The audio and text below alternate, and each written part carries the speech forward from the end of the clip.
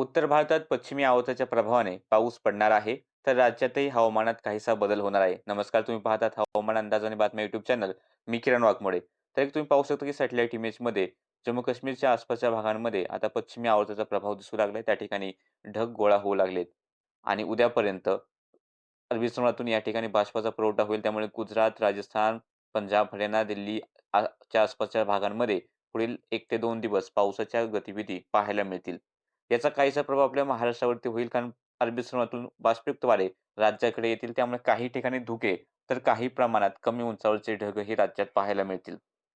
जर आपण पाहिलं तर राज्यात पावसाचा मात्र अंदाज नाही. मात्र उद्या सकाळी मुंबई, ठाणे, पालघर, रायगड, रत्नागिरी, सिंधुदुर्ग या ठिकाणी धुके दाट येण्याची शक्यता थोड्याफार प्रमाणात आहे किंवा कमी उंचावरचे ढग दिसतील.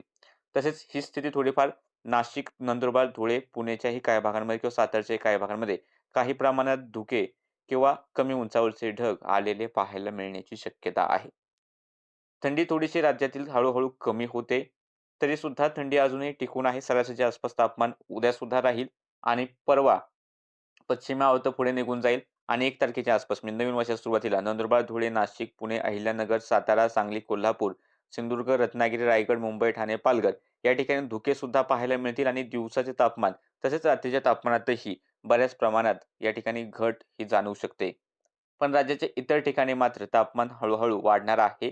या ठिकाणी थंडी थोडीफार कमी होताना दिसते. मग मराठवाडा असेल, विदर्भाचे भाग असतील, परवापासून थंडी राज्यात कमी होण्याचा अंदाज आहे आणि जी काही थोडीफार थंडी टिकून राहील ती मध्य महाराष्ट्र आणि कोकणाच्या आसपासच्या भागांमध्ये टिकून राहील. ते सुद्धा पश्चिमी आवर्ताचा प्रभाव आहे, त्यामुळे दिवस आणि पहाटेची थंडी थोडीफार टिकून राहू शकते. बाकी पाऊस नाहीये सध्याच्या अपडेटमध्ये इतकंच. दररोजच्या हवामानाचे अंदाज पाहण्यासाठी चॅनल सबस्क्राईब करा. व्हिडिओ लाईक आणि शेअर करायला विसरू नका.